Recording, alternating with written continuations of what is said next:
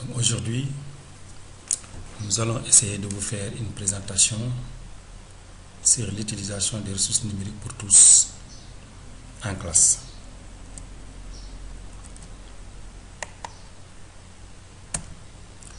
Nous allons d'abord commencer par les considérations générales. Là, il faut dire que le projet ressources numériques pour tous constitue une excellente opportunité d'innovation pédagogique et didactique. Ainsi, les ressources vidéo de qualité mises à la disposition des acteurs des systèmes éducatifs sont des outils pertinents pour enrichir les stratégies d'enseignement-apprentissage et contribuer à l'accès équitable du savoir. Elles sont produites par une équipe d'experts comprenant des professeurs chevronnés, c'est-à-dire des professeurs qui ont de l'expérience, qu'on appelle les développeurs, des IEMS, inspecteurs de l'enseignement moyen secondaire, et un IGEF, inspecteur général de l'éducation et de la formation. Elles sont validées ensuite par un inspecteur général responsable des programmes disciplinaires. Et pour une bonne utilisation des ressources, le professeur doit prendre préalablement connaissance de toutes les vidéos pour s'imprégner de leur contenu. Ensuite, guider les élèves pour l'exploitation des ressources.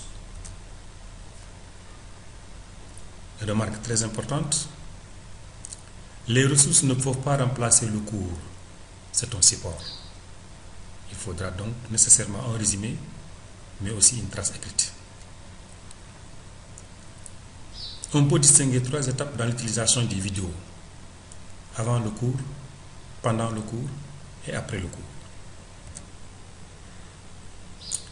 Mais la question des activités à mener avant le cours, et pour le professeur et pour l'élève.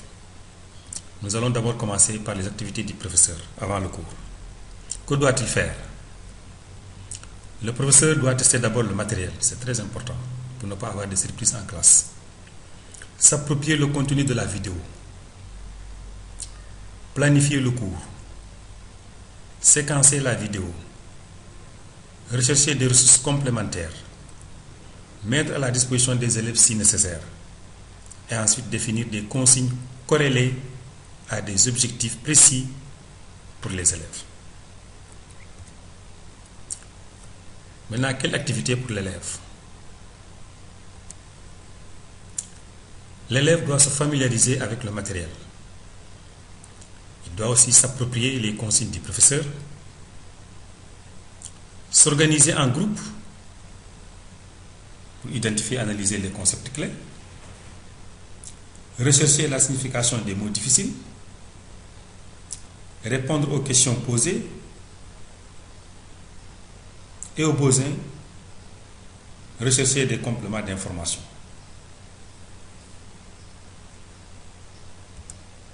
Maintenant, pendant le cours, toujours pour le professeur, il doit visionner la vidéo ou les parties ciblées en rapport avec les objectifs fixés. Cela veut dire que donc, il peut ne pas visionner toute la vidéo, mais il peut regarder les parties qui l'intéressent. Ensuite, il doit exploiter les séquences vidéo choisies, exploiter les réponses données aux questions posées dans les consignes, prendre en charge les difficultés soulevées par les élèves et faire les remédiations nécessaires. Quant à l'élève, il doit présenter les réponses données aux questions posées dans les consignes, répondre aux questions du professeur, prendre des notes, interagir avec le professeur et les autres apprenants. Remarque, il faut veiller à respecter le principe d'alternance entre les séances d'exposition et les interactions entre les élèves. Là aussi, c'est une étape très importante. Alterner visionnage et utilisation du tableau. Faire des synthèses et approfondissements, donner, n'est-ce pas, donc des traces écrites. Maintenant, après le cours, le professeur, il doit sécuriser le matériel. tout ranger après avoir terminé le cours. Revoir les problèmes d'ordre technique et pédagogique rencontrés lors du déroulement pour éventuellement une remédiation. Prévoir les solutions à envisager. Prévoir des remédiations par rapport aux difficultés rencontrées par les élèves. Maintenant, pour les élèves, visionner la vidéo pour renforcer et consolider les acquis. Faire sa propre synthèse de la séance. Faire des exercices.